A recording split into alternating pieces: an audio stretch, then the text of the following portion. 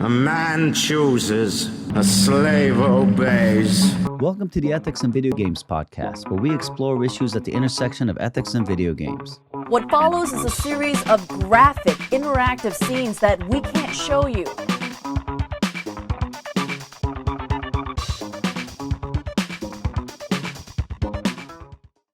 So in the early 2000s, right, this Atomic Games was essentially creating military simulations for the U.S. military. And when you make a game like that, you have military advisors that come and talk to you and help you out.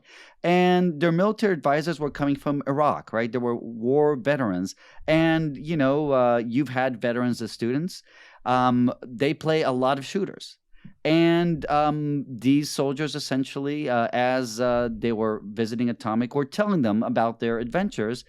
Soon enough, Atomic got the idea of, why don't we make a third-person shooter, right, where it takes place in Iraq, where these guys are from, and it takes their real experiences, right, and it can translate the real experiences to your average player, right? So essentially, this game was called the Second Battle of Fallujah. That's what they focused on, the Second Battle of Fallujah. And I'll talk about what that second battle was in a moment. What was really interesting about what they were doing was essentially two things, right? So first of all, they're making a game about the Iraq War during the Iraq War, right? And I don't think anyone ever has done that before, created a game about a war during a war that's a shooter by a major studio, right? And you would obviously know better than that, or better than me on this. Right, I can't think of any. Right, and I think when we get into it, we'll find out it's not really surprising that nobody had tried this before. So what they did is they really wanted it to be realistic, right? Because you're thinking these are real stories. We have people who have been there that could tell us about what was happening. And, they wanted players to kind of get an idea of what it was like. So Atomic goes and interview like 70 people to get a really kind of robust picture of what the situation was there. And they didn't just interview Marines, right? They interviewed Iraqi civilians, war historians, military officials. They even tried to contact insurgents to get their side, which is awesome. Like, really kudos for them. I thought that was really, really cool. They really wanted to get the realism right? 75 people work in this game for 4 years. They weave in this real war footage, interviews with Marines. It's all in there. It seems realistic. They assume essentially that, this is what everybody wanted. Then they announced that they're going to release the game in 2009.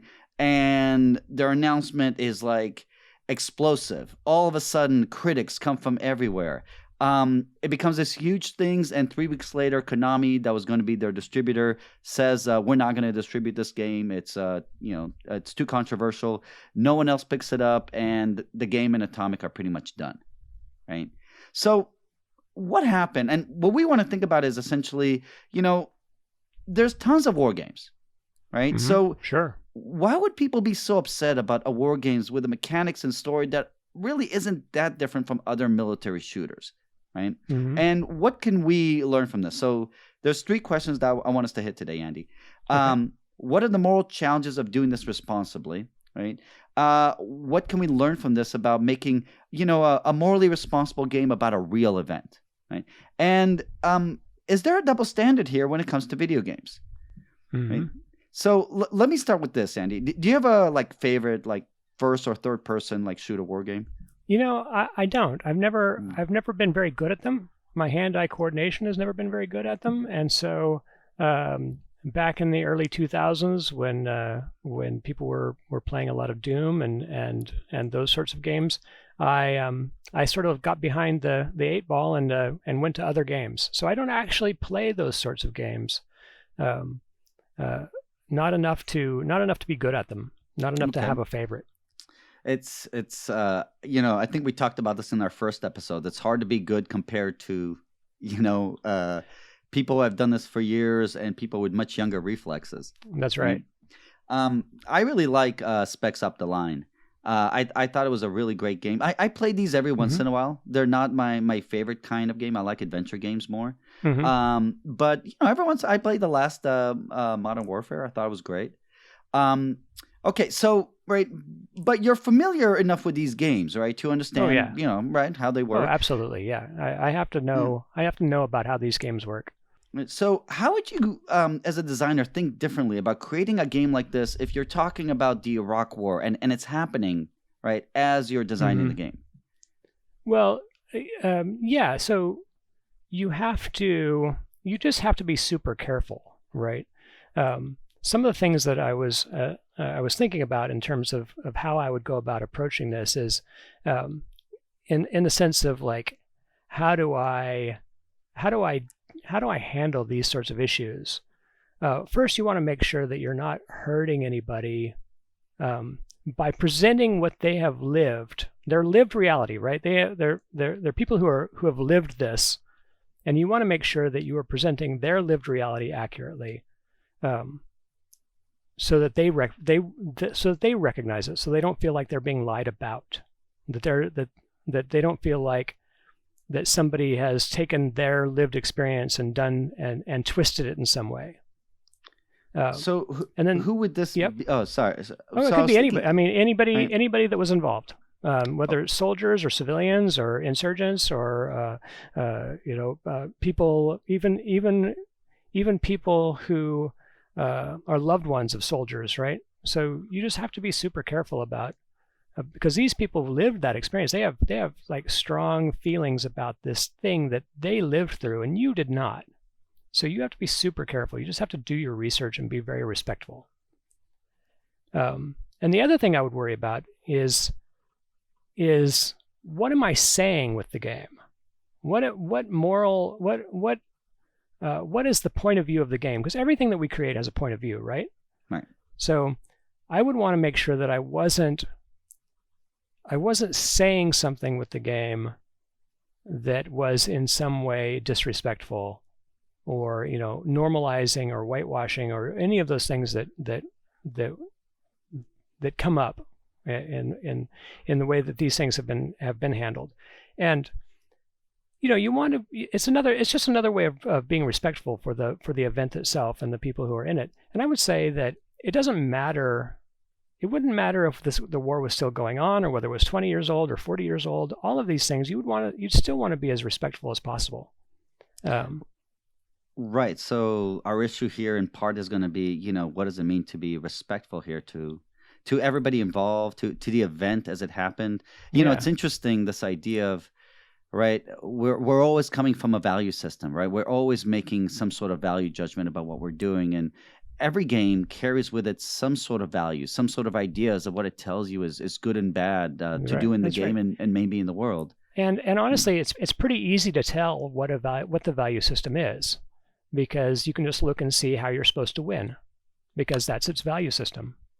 Right. So, the reward punishment structure, right, in the game, but but not just the mechanical ones, right, but also the social ones. Mm-hmm. Right, whatever your NPCs tell you, right, convey the social values of the game. And if you got a war about Iraq, right, you got to think that Iraq was obviously very, very controversial, and it's interesting because I swear that my students now, I feel like most of them don't realize how controversial Iraq was.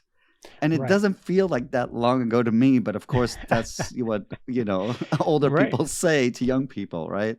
Right. But the first Iraq War is now 25 years old. Right. And I remember the controversy in high school, when that was going on, right? Mm-hmm. The second Iraq War, I mean, just to bring back the listeners or introduce them to, right? I mean, there were protests all over the world when Bush was thinking about doing this. Protests all over the country. The country was about divided 50-50 on this. Yeah. It was hugely a divisive issue. And the pretext for going to the war, right, with the yellow cakes, where Colonel Powell is talking to the UN, and turned out to be just either made up or extremely bad intel. Yeah. So there's so much.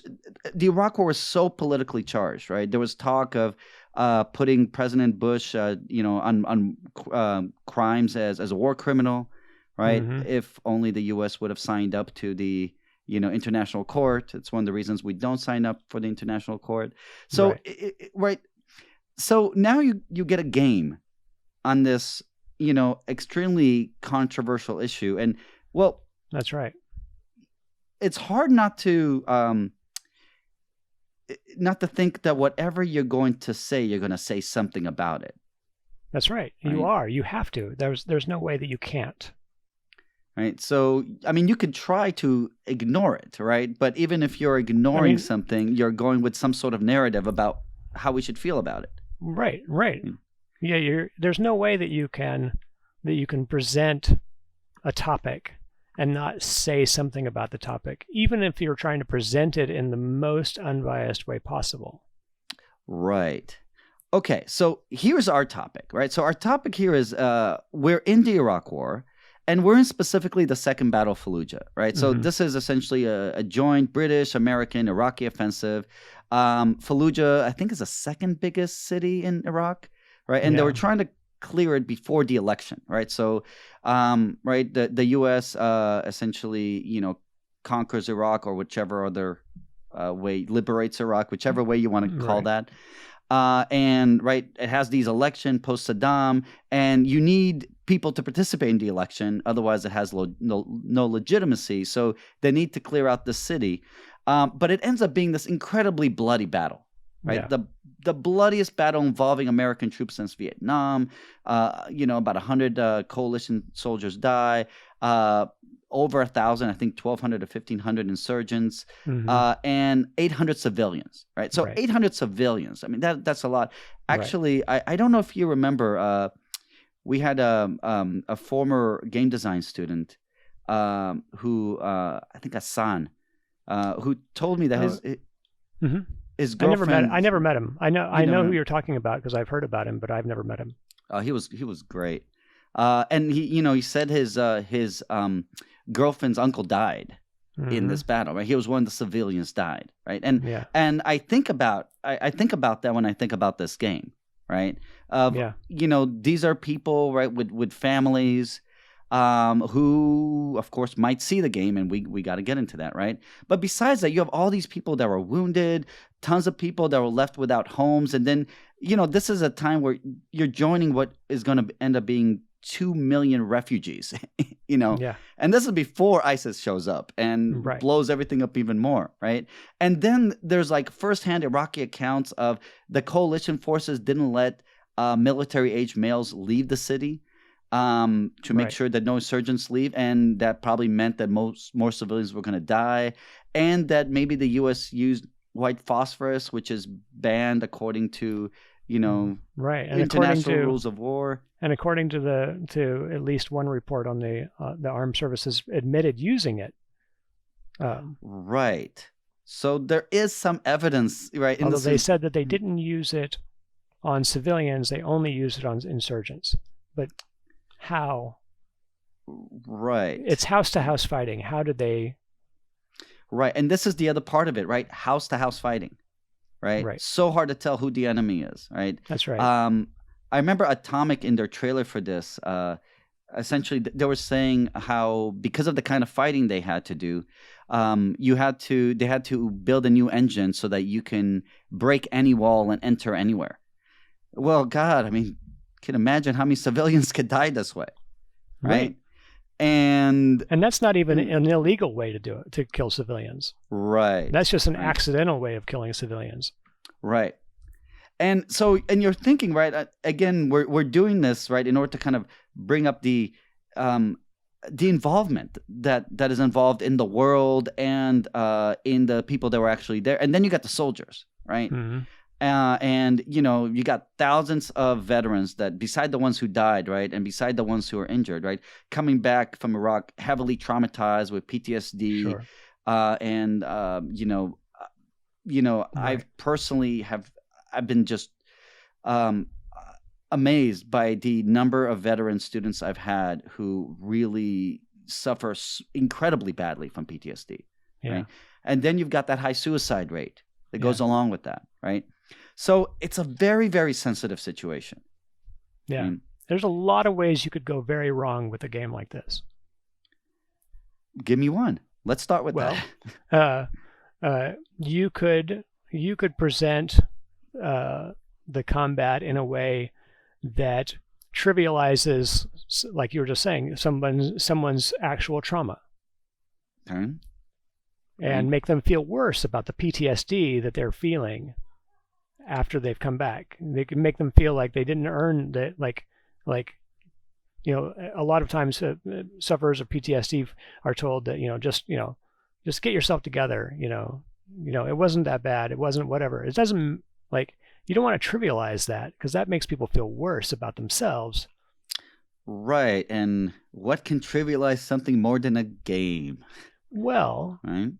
a movie, Right. or a song, or a TV show, or any number of books. I mean, all of these things could trivialize this stuff, right? Potentially, right? So here's what happens, right? Soon after, right, someone writes a book about this. So there's a book called The Second Battle for Fallujah or something like that. And after the book comes out, it seems to be a good book, and it immediately gets optioned for a film, right? And in the film, Jesus, I forgot his name, but there's a Hollywood superstar, Harrison Ford, right? Okay. Harrison Ford is supposed to play the general, right? Okay. In this battle, right? They essentially green-lighted, but then I think some Iraq movies come out, and this is in the beginning, and they don't make a lot of money, and they kind of, cancel the film. But they greenlit the film, right? There's a documentary, right, that comes out of it. I mean, there's cameras everywhere because the soldiers have cameras at that point. Yeah, right? soldiers have cameras, and there are embedded media with each of these units, right? These military units. So we have all this footage, we have all these medias, and there's even a game, Operation Phantom Fury, a board game. Right. Actually, there are 3 games. There are 3 games. But Operation Phantom Fury is the only sort of professionally published one. Oh, interesting. Okay, so independent games. Independent games. Actually, I found 2 other games that both came out of King's College, and they have a Department of War Studies. So I suspect that they were students, using games as a way of presenting some issue in regards to the war, in regards to the battle. That sounds really interesting. I'd love to find out about these games at some point. Yeah. Okay. Yeah. At future episode, for future episode, let's have one that looks at war games from where they try to make some sort of ethical point about it. Right. They're coming out of some academic. They're coming out of academia, and there's a lot of. I mean, and this is sort of a side note to all of this, but there's this idea that games are kids stuff. Right. Yes. And it's a bias, and it's wrong, because that's not the way all games are. Certainly there are kids' games, but there are also people making serious games about serious subjects, and they shouldn't be discounted. I think the people who raised the hue and cry about 6 Days in Fallujah, to a certain degree, they are not aware that there are serious games being made to address serious subjects. Yes, and I think that many gamers are not aware of this as well, right? Which is interesting. Look, on the one hand, I want to say there's a real double standard here, right? And I don't think you can deny there's a real double standard here, for right? Sure. You get this kind of moral panic about a medium that the older generation is not really accustomed to. That's right. Right. And that's got to happen. So no one objects to all of these other things about the Second Battle of Fallujah, but they do object to this game. And part of it, for the reason you mentioned, though, I mean, there's also and look, I mean, again, part of it is not really understanding what games can do. So let's. But then, go ahead. This might be a good time to read some of the quotes about that are from people who have raised a potential ethical complaint about the game, right? Okay, yeah, let's do it. Do you want to start off? How about we just switch between that'd be each fine. person? Yeah, or you Cool. can introduce them and I can read them, or however you want to do it. Let's do that. Okay. I'll be the introducer. All right. Gold Star families, which represent the families of American veterans killed in actions, released a statement which said, For Konami and Atomic Games to profit off the deaths of people close to us by making it entertaining is despicable. Notice, right? This is about exploitation. That's right. Right. And it's really interesting, this idea of exploitation, right? You're taking, there's a bunch of different definitions of exploitation, but typically the idea is that you're benefiting off the pain of somebody else intentionally, right? You're using the suffering of somebody else for your own benefit. Though it's interesting, it's not as, number one, it's not clear that a game like this would do this. Right. If it's, of course, you could be making a profit, but right. Well, I mean, yeah, nobody backs these games, for the artistic merits of them, right? I mean, indie developers will make a game because they want to make that game, but at some point you're putting 75 people on a game for 4 years. That's an expensive thing. You need backers, and those backers are not doing it out of the goodness of their hearts. Right, they're doing it obviously for the money, but so is everybody making a film. Well, yes, exactly. Right? So that just gets back to your double standard, right? But the thing here in this quote I think is more interesting is that they said it's by making it entertaining. Right. Right. Which is instead of saying educational, or instead of expressing what this war was really like in a way that no other medium could possibly do. Right. And though it's again interesting, notice the same thing would apply to the movie if that's what the movie is doing, right? So you can imagine and movies always do. Movies are always we even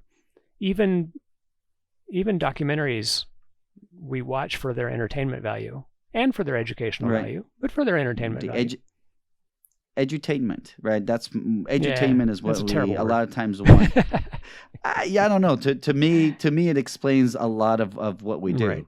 In terms of those things, right? But again, it is really interesting, right? Because on the one hand, I see the possibility of exploiting, right, the suffering of others to make money, right? On the other hand, I mean, this is what we do in terms of the media that we normally consume. We try to make that media respectful, right? So, and the thing that you said in the beginning, right, of, respectful, not misrepresenting what's happening, right? Those are things that we really want to do, as opposed to simply making it fun. Right. And I think it's also useful to note, we haven't said it yet, but I think it's important to say, this game has not come out. Nobody but the testers and the developers have played this game. Yes. So we don't actually know whether this game did a good job or a bad job at this. So we're talking about some sort of theoretical game. And neither do the critics. Right, which is really important. But simply the fact that you could be making a game like this was enough, right? So, all right, let's do the next one here. So Tim Collins, a former lieutenant colonel of the 1st Battalion Royal Irish Regiment, declared, "It's much too soon to start making video games about a war that's still going on, and an extremely flippant response to one of the most important events in modern history is particularly insensitive given what happened in Fallujah."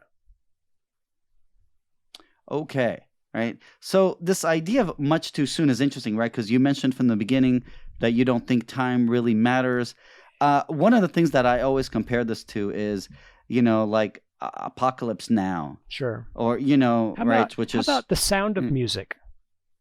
The Sound of Music. Was The Sound of Music made during World War II? No, but it was only 40 years afterwards, less.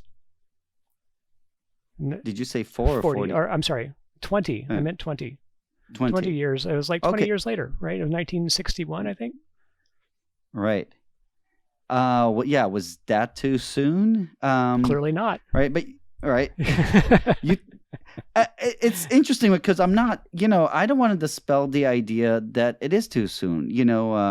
Right. In my class, I talk about games about 9/11. These are kind of hypothetical games that I've made up about 9/11. And the number one thing that my students say is it's too soon. Right. And these are kids that are like born Afterwards. like some of them are born afterwards, right? But they still think it's too soon. Right. And I don't want to say that there's anything wrong exactly with that idea, No, but I think it seems to not capture enough. I think that, when I mentioned that if I was going to make a game like this, I'd have to be very careful to not step on anybody's lived reality. And the longer it gets, you basically get to the point where there aren't people who have lived that reality, right? I would not. My wife does a joke about World War II reenactors, and no, let's not do that. Let's wait till everybody's dead. Everyone's almost dead. Yeah, and at this point, everybody's almost dead. But we've been making World War II games and movies and television shows, and some of them quite flippant, for years. But that's because that's the good war, right? Right. I mean, and this is the thing about, right, that this is why so many games go back again and again and again to Nazis and zombies, right? It's so politically uncomplicated. Well, remember, it was at the time. We didn't get into that war late. We got into that war late because we didn't want to get in it at all. Right, and we had plenty of sympathizers for the Germans in the U.S. before. So it wasn't like it was before they attacked. Like, it's always presented as this, like, yes, we have to do this thing, but that's not the way it was. Interesting. Or at least in the mind of Americans, right, it stays that way. And in the mind of most of the world. So it's interesting, right? In the mind of the Germans, it mostly works that way. Which is certainly not the case with the Iraq War or Vietnam, which if we have time today, I want kind of to talk about, right, Vietnam War games, because Vietnam is so complicated. Yeah. Right, this idea of a flippant response, right? And that idea, that sort of flippancy, I think, comes from this idea that games can't be serious. Right. Right. It's a game, therefore it's flippant. Right, and I think the last one of these, which we'll get to. So let's get to the other ones, and then let's kind of keep going. So, okay, here's the third one. Reg Keys, whose son served as British military police and was killed by an Iraqi mob in 2003, said, considering the enormous loss of life... Oh, sorry. No, that's okay. Keep going because I have misclicked, and now I've lost it. So, considering the enormous loss of life in the Iraq War, glorifying it in a video game demonstrates very poor judgment and bad taste. These horrific events should be confined to the annals of history, not trivialized and rendered for thrill seekers to play out. So again, we're obviously not confined to the annals of history because we have books and TV shows and films about them, right? But not rendered for thrill seekers either, right? Which is, interesting, right? If we're, video games can be looking for thrills, but of course, so can you if you're going to an action movie that takes place in the, in Iraq. You're absolutely going to that. Again, right? Trivialized is the key word, I think, that exposes their bias about video games. Right. The last one, and I'll come back to Reg Keys in a minute, but the last person here I have is Karen Meredith. His son died in the battle, and she says, I have this image of a bunch of guys sitting around laughing because they got killed or because they didn't get killed. Let's start over because we can, but my son couldn't start over.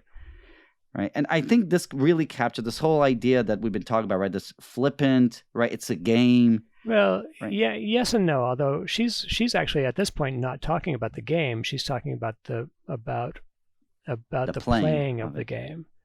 And I honestly think of all of these, hers has the most merit. Her complaint has the most merit, right? Is it? But we don't know. The thing is, we don't know about this game. Is it possible for you? How are they handling death in the game? We don't know. Right. And it's interesting, right? You can see how war games typically, right? You get a bunch of guys and let's say playing, split screen Call of Duty, in somebody's house, right? And that's exactly how they could act, right? That doesn't mean it's the way they necessarily would act or that anybody playing the game would do it this way. Right. But it does play into our conception of games and the practices of playing games, and this idea that you have, these, hundreds of millions of people, right, playing games and used to the idea of games, and then you throw in serious games, and it's not exactly clear how serious this game is, but it could be. We don't know. We don't know. We just don't know. We have to talk right? about some sort of theoretical. So, you're assuming that most of the players will take it as a fun experience, even if it's not necessarily meant to, right? And this is part of that double standard, which maybe has a little bit of, maybe the field has to earn, first of all, the respect of players in a way that will get them ultimately, right, for more serious games. And it's interesting to me how few really big dramas there are that are, there are really, really dramas. In games, you mean, like dramatic games. Yes. Sure. Right. Dramatic games where it's the drama, not the action. Right. Where they make it, right? Where the goal of it is to make you feel something. Yes. Right. Yes. And right. And how... And how rare that is. Even you can combine it. There's some big right? ones. There are some big games out there that are AAA, games that are sold as entertainment that are actively trying to do this. They're actively trying to make powerful emotional statements that resonate with their players, even as they're being played. The Last of Us. Yeah. The Last of Us was exactly what I was thinking, right? It's a great example, right? You still have your action, right? Because the player also needs things to do a lot of times. Right. I mean, it's a game. You have to have players, give them agency, right? Right. Something but you can have agency in lots of different ways, right? In this case, they decided to make the agency a shooter, right? So but it's a shooter with drama, right? And real drama, potentially, and potentially, if it's right. Depending on how you make it. But when you think about something like film, right, we're so accustomed to, of course, a large part of film will be about drama, right? Films are about life, and life can be serious and fun and adventurous, right? And while film audience are kind of used to that, gaming audience, it's not clear that they're as used to it. Though, of course, so many millions of people love The Last of Us, right, for doing something like this. And other games. That's just the first one that came to our minds. But there are plenty of other games that really try to hit that emotional spot, even as they're giving you interesting and fun things to do. Right. And we can talk about the definition of fun. That's a whole other topic, a whole other conversation, I think. Awesome. It doesn't really mean what we've come to realize is it doesn't mean anything. What is fun? We have to be more specific. Okay. Now, part of when we talk about a game like 6 Days in Fallujah, a game neither one of us played, right, and no one, no one outside of the testers played, right? We can imagine that they might have tried to do something like that, and we honestly don't know, right? It could be a very moving and powerful experience. It could be an experience that helps people with PTSD get sort of come to some sort of resolution with that. It could be anything. It could be but more specifically, right, we want to think about the practical things that it really could end up being, right? Because as the designers, right, you need to be a responsible designer. You need to think about, right, your responsibilities and the possible consequences of your actions. So, going back to Reg Keys, right, he talks about it's entirely possible the Muslim families will buy the game, and for them it may prove particularly harrowing.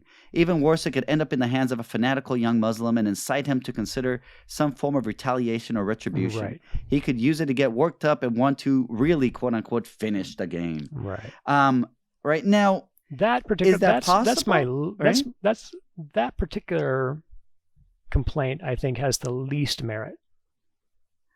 Maybe, right? I mean, it's not something I was particularly worried about, right? I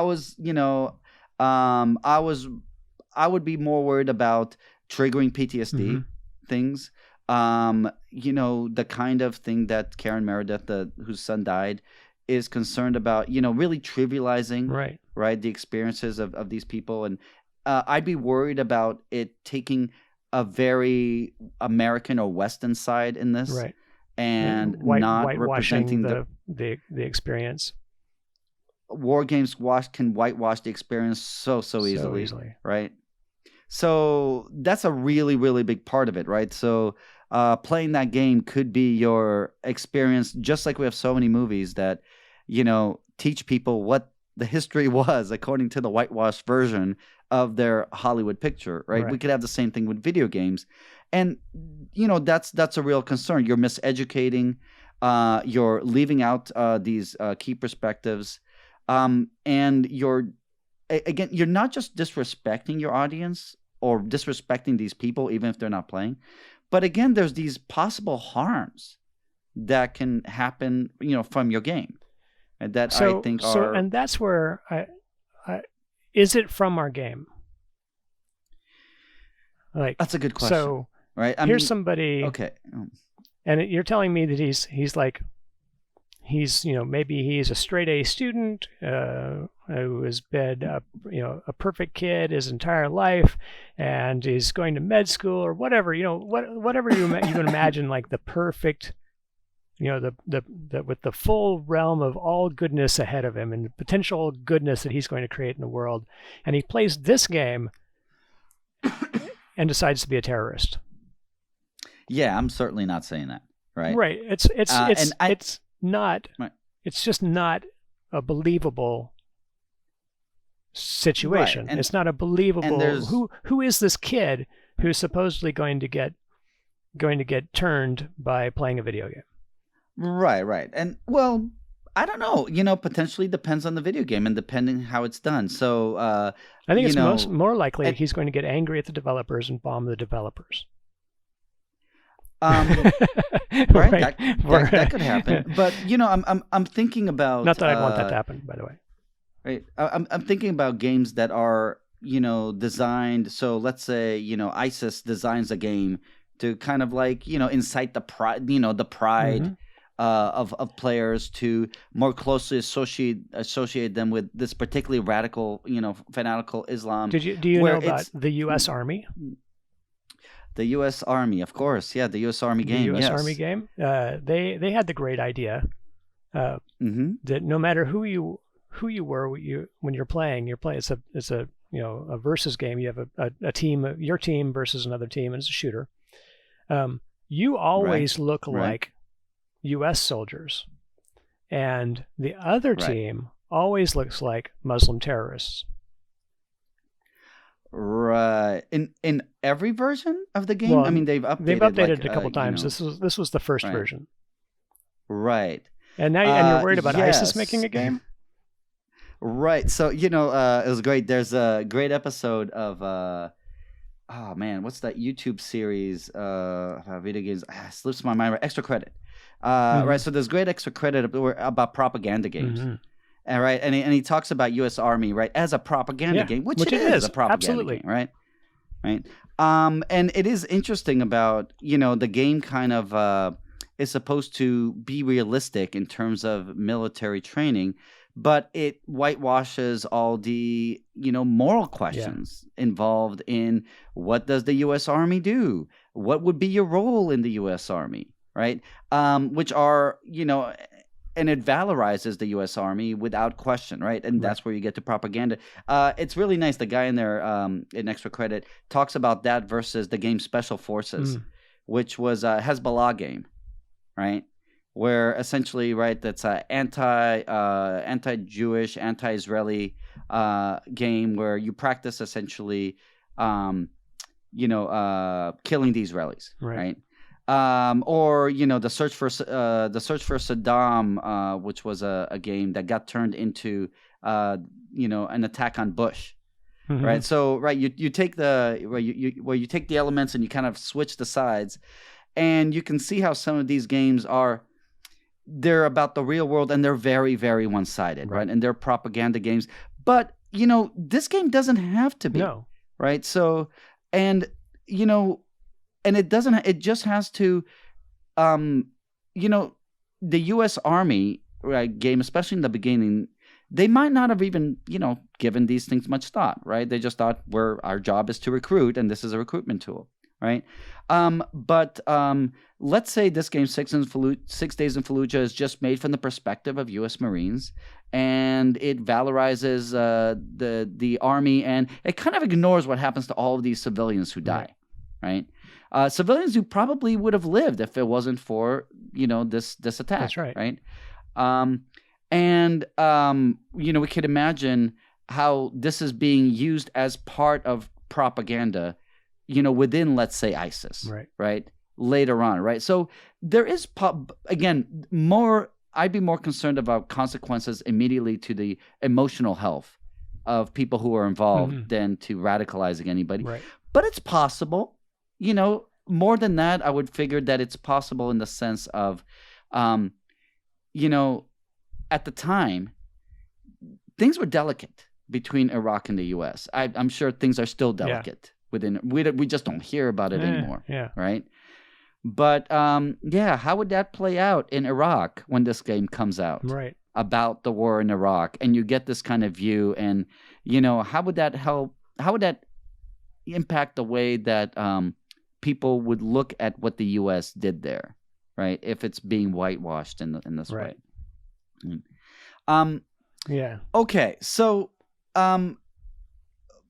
let me ask you this. I wanted to talk about Vietnam. Because so there's this game, Men of Valor. Right? So do you know the game Men of Valor? Okay, so it was made by 2015 Games in 2004, when 2015 was the future. And they wanted to depict the emotional content, right, of what it was like to be in a battle in the Vietnam War, right? Now, the Vietnam War, so, we grew up with echoes of the Vietnam War, right? Right, a war that was so morally complicated. And it was so morally complicated, it led to some of the greatest movies ever, right? So, okay, real quick, favorite movie about the Vietnam War? Full Metal Jacket is the movie that it has a special place in my heart, because it also was the first movie that I remember coming out of and thinking, there's actually more. There's more.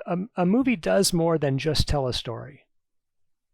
Really? Yeah, and it was the first one that it was like a light bulb going off in my head. It's like, it could act like it's not just a way to tell a fun story.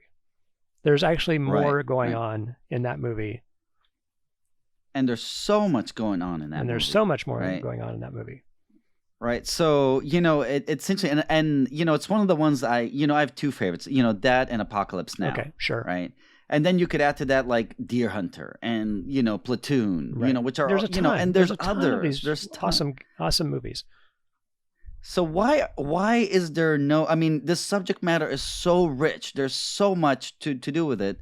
And, these movies, Full Metal Jacket was done in the late 70s, I think. No, it was right? But mid 80s, because it was right around that when I graduated high school. Mid 80s already. Yeah. Okay. So notice, right? So we're talking like, 13 years. I think the war ends in 72 or something like that. Right. Apocalypse Now, I think, was shot while the Vietnam War was still going on. Yeah. It was shot in the Philippines. Yeah. Right. And it's, have you ever seen the documentary, right? In the Heart of Darkness on it? In fact, I've only seen the documentary. I've never actually seen Apocalypse Now. I know. You've got to see Apocalypse Now. Right. It's an amazing movie. Okay, so when I think about these movies, I think, why are there not games like this? So there you have, right, in 2004, Men of Valor could be a game like this, right? And they want to capture the emotional content of a battle in Vietnam War, right? And, okay, so what do you do this, right? Can a game do this? So, they're approaching this thoughtfully, because although we talked about a double standard, there is an important difference we haven't talked about yet between, let's say, film or TV and games. And, of course, that's the interactivity of it, right? The interactivity and the fact that your connection with the protagonist is usually much, much stronger, right? It's you doing these things. And that can matter a lot in some situations. So, okay. Men of Valor had to make a bunch of decisions about what they were going to include in the game. So, okay, the war is full of profanity, right? So are they going to include that? Right. Racial slurs. I mean, we're in the 60s. Yeah. Racial slurs. I mean, obviously against we can't, and blacks and Latinos. Doesn't. We can't do that now. We can't do that now. Though, I mean, again, it's interesting. What do you do if you're making a movie about that now, right? The movies about the war are using the word gook all the time, right? Which is what they call the Vietnamese, right? So there's lots of racism against the Vietnamese or against Asians in general, right? Drug use, rampant, especially like, heroin. You're pretty close to the Golden Triangle, right? And you gotta, helps you deal with the trauma that all these soldiers have, and that trauma is such a big deal. Are you gonna talk about that trauma? Prostitution, right? I mean, that's everywhere. Torture and executions. I mean, right? I mean, that happens. So, Full Metal Jacket has all that stuff, and a suicide scene, right? If you remember, right, the suicide scene there, right? It's got the Americans doing the massacre, like the massacre of My Lai. It's got the prostitutes and that famous line from there involving the prostitute. Right? Part of the issue is that, can you really understand what it's like to be in a battle in Vietnam without understanding the emotional context of being in the war in Vietnam? Right. Right. And as the developers had to decide, what are they going to do about that? And from all these things, they essentially said, okay, we're going to include the profanity, but nothing else. And the way they kind of thought about it is, they said, look, racial slurs carries, too much emotional weight for modern audiences, right? And it's interesting what exactly that means and whether we're able to do that. And again, how this would work with films today. Right, where we're trying to depict the reality, but the reality was that everybody was racist, right, deeply racist, right? And so what they did is they made the main character an African American, and there's a bunch of racial stereotyping, and there's some lessons that you get from the African American main character, which is an interesting way, to go about it. It's not as, it's not as raw, right. It's not, but at least they're doing something that, they didn't get rid of it completely, right? They decided that the audience would not tolerate prostitution and that it wasn't central for creating combat realism. And decided that no torture or executions because that would be disrespectful to the audience, which includes veterans. Right. Which is, I guess, Stanley Kubrick didn't think that when he was making Full Metal Jacket, right?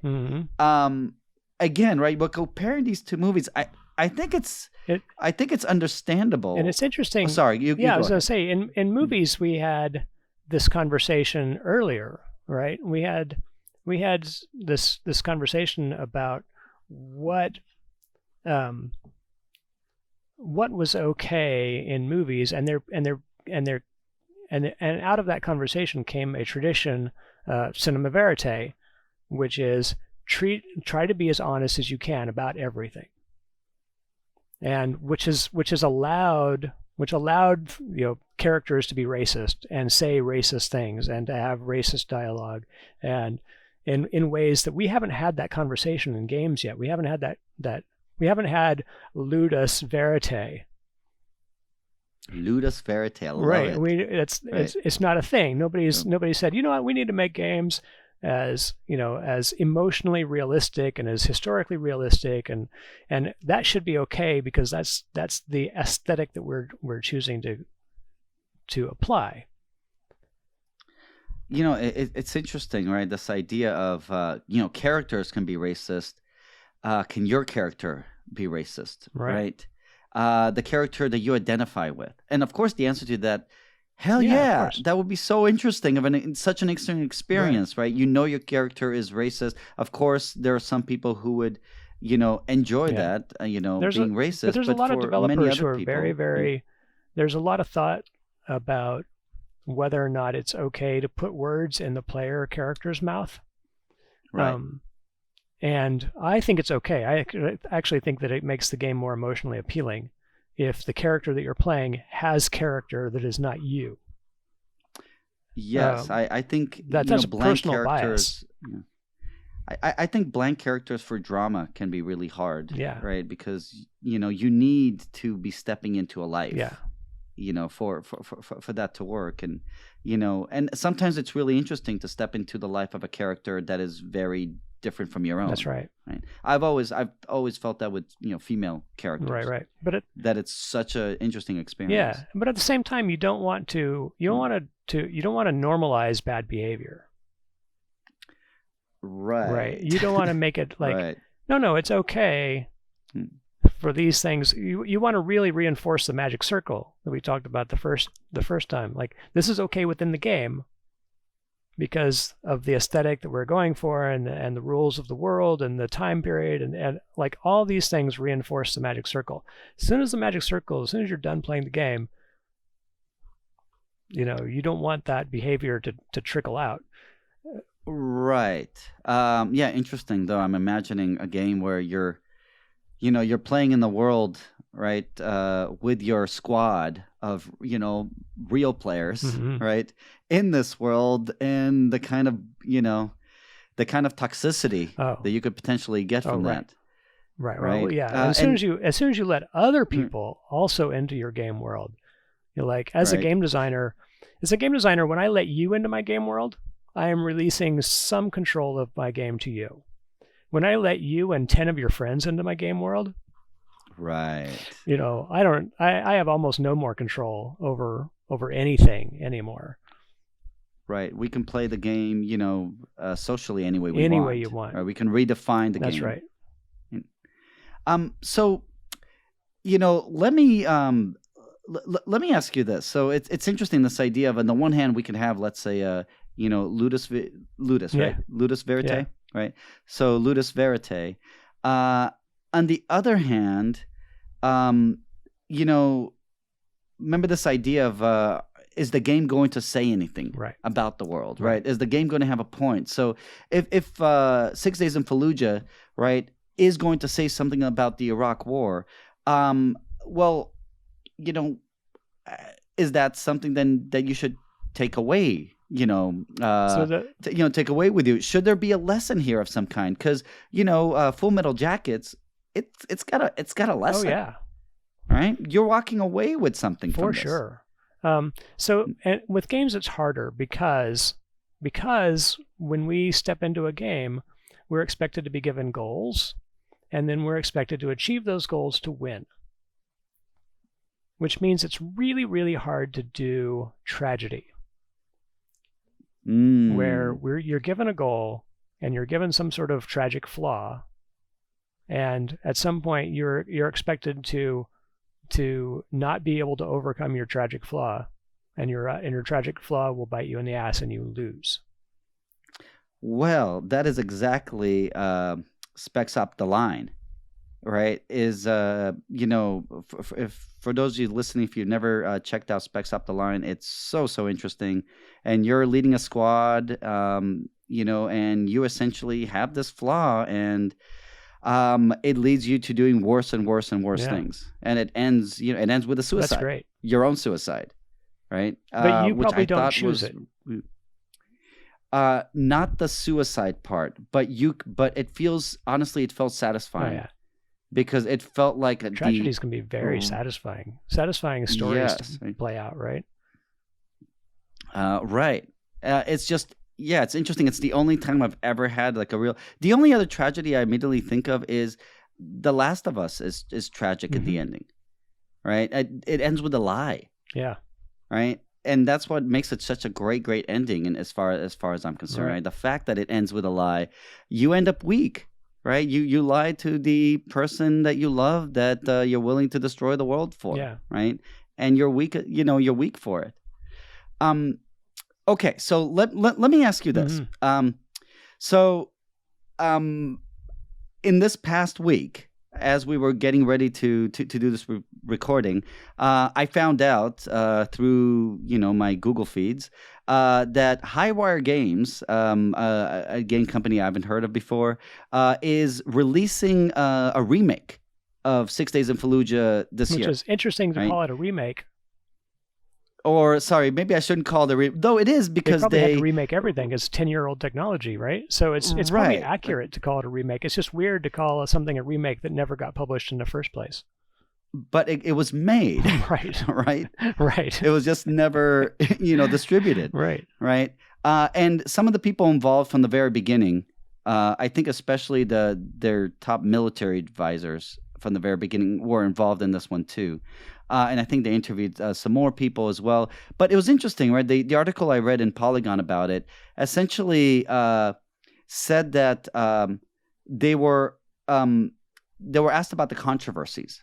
And essentially they said that the game was apolitical. And it's interesting, given what we talked about earlier, right? What does that mean for you? Like, how could someone make a game like this but be apolitical? Honestly, it's one of those things that if I read that, I would go, yeah, sure. That's somebody who's trying to deny that they have a point of view. That would be that's my knee-jerk reaction to that statement. Now, they could be just trying to make it as unbiased as possible. Their statement could be, this is the way it was. Right. And maybe they are trying to, maybe this is the first of our real conversation about ludus verite. Maybe the aim will trigger that conversation. How accurate can they make it? How when the people who are there look at this game and go, oh my God, that's exactly right.